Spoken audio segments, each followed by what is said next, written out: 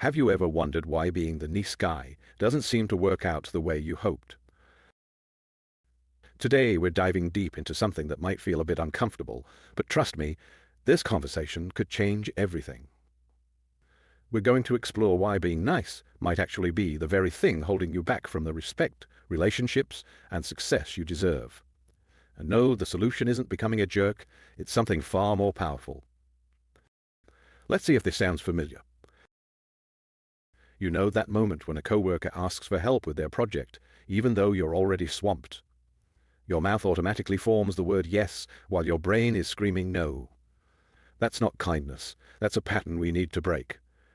Or maybe you find yourself apologizing for things that are clearly not your fault. Someone bumps into you and you're the one saying sorry.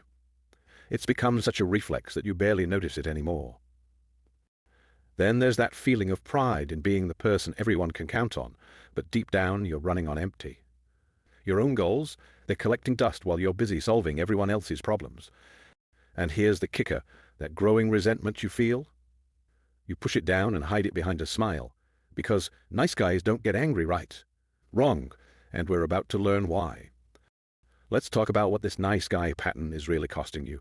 And trust me, the price tag is higher than you might think.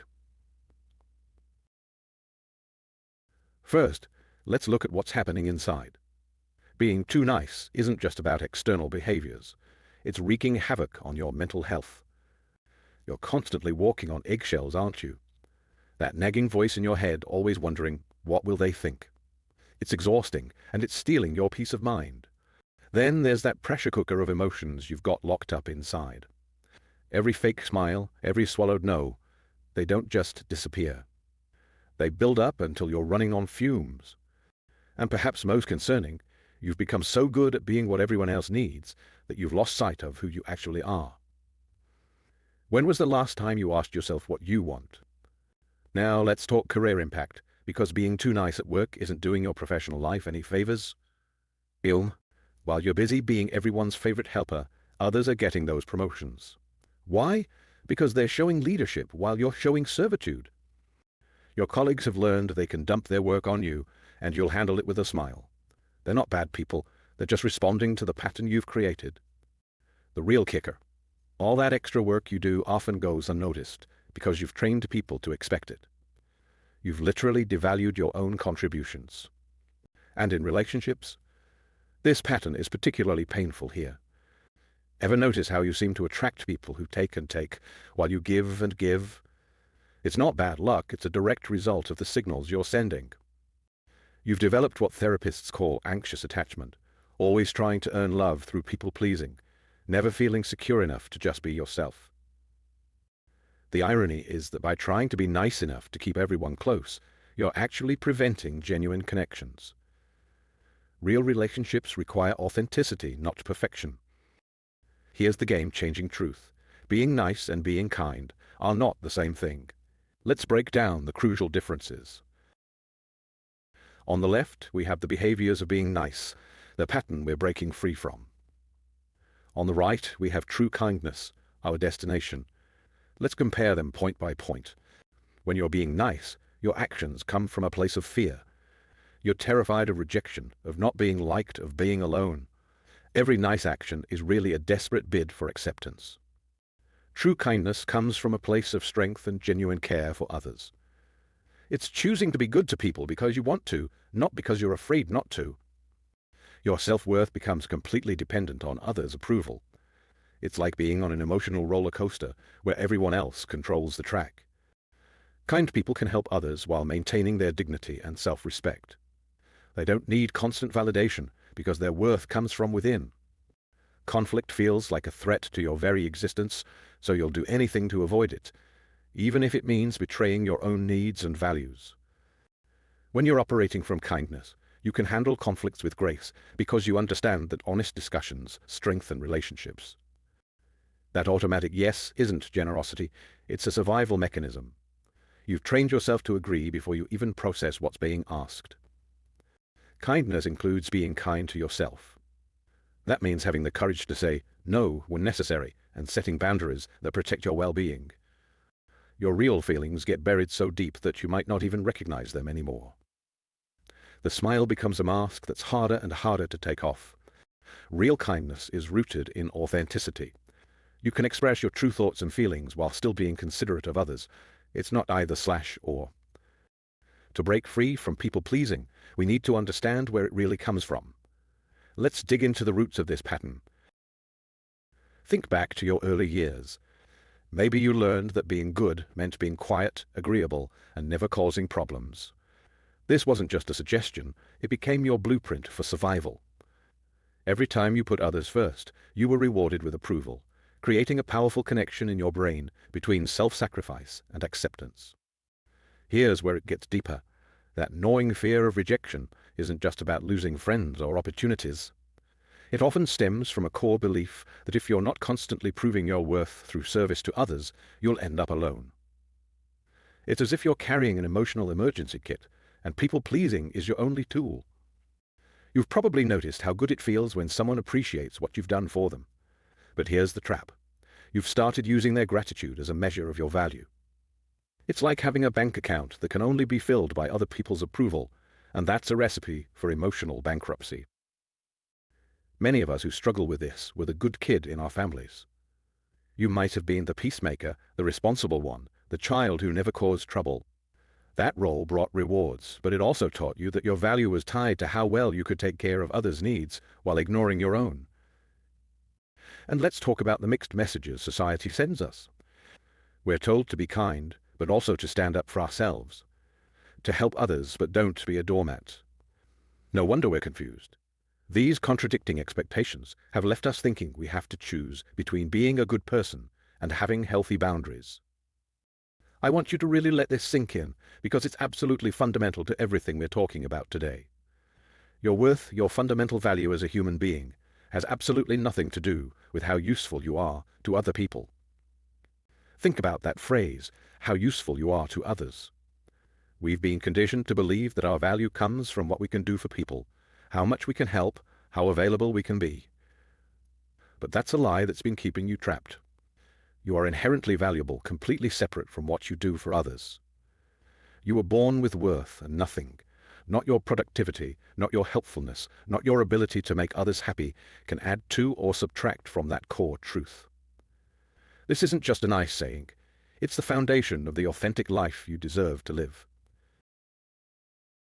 Let's build a new foundation for how you interact with the world. These 4 pillars will support you in maintaining healthy boundaries while still being a genuinely good person. The first pillar is self-awareness. This means getting really honest about your emotional, mental, and physical limits. It's about recognizing when you're approaching burnout, identifying what triggers your people-pleasing responses, and understanding what truly matters to you, not what you think should matter. Next is clear communication. This isn't just about saying no, it's about expressing your needs with confidence and clarity. Instead of hoping others will read between the lines, you'll learn to state your boundaries directly, without guilt or over-explanation. The third pillar is emotional independence. This is where you develop the ability to separate your feelings from others' reactions. When someone is disappointed by your boundary, you can acknowledge their feelings without taking responsibility for them. Their emotions belong to them, just as yours belong to you. Finally, courageous action. This is where the rubber meets the road. It's one thing to know your boundaries and another to actually enforce them.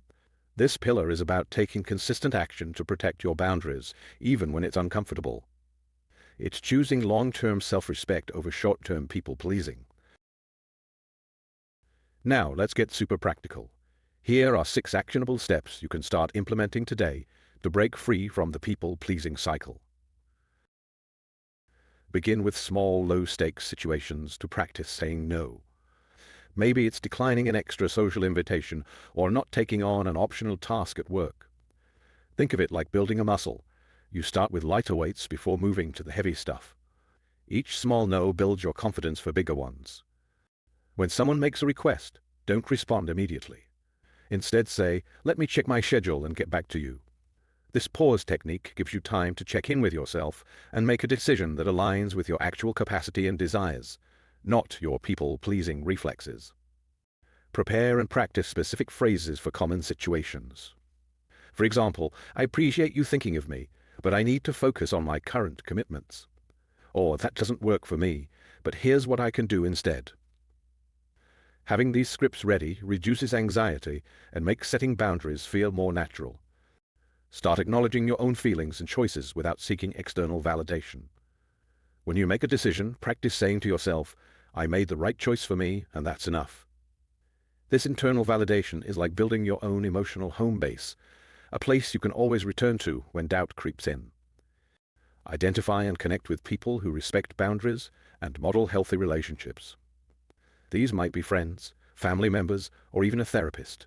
They'll support your growth and remind you that having boundaries doesn't make you a bad person. Plus, seeing others maintain healthy boundaries helps normalize it for you.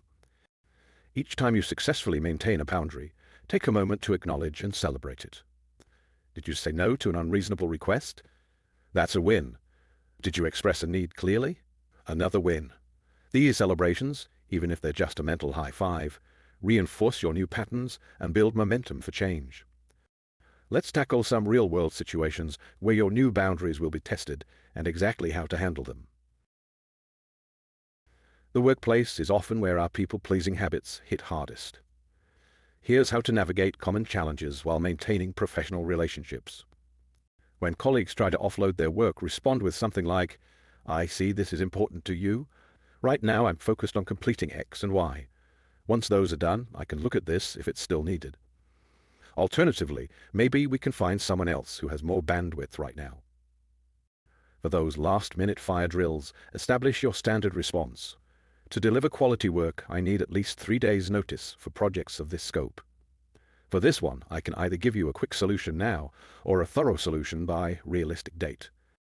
About those after-hours disruptions, I'm committed to doing my best work, which means maintaining clear boundaries between work and personal time. I check messages between 9 to 5, and I'm happy to address this first thing tomorrow.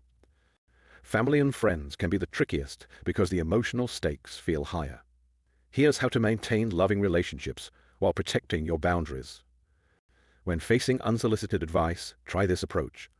I know you're sharing this because you care about me, and I appreciate that. Right now, I'm comfortable with my approach, and I'll let you know if I need input. For guilt-tripping situations, I understand this isn't the answer you are hoping for, and I need to make decisions that work for my life right now. I value our relationship and hope you can understand.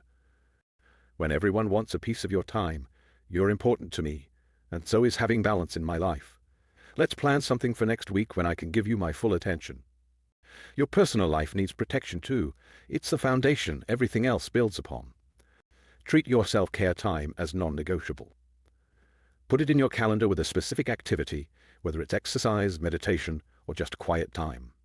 When something conflicts, respond with, I have a prior commitment at that time. Your personal goals deserve dedicated time. Block out specific hours for your projects, learning, or hobbies. Think of it as an appointment with your future self. That's just as important as any other meeting. Set regular times to check in with yourself, maybe Sunday evenings or Wednesday mornings. Ask, how am I feeling? What do I need? Are my current boundaries serving me? Then adjust accordingly.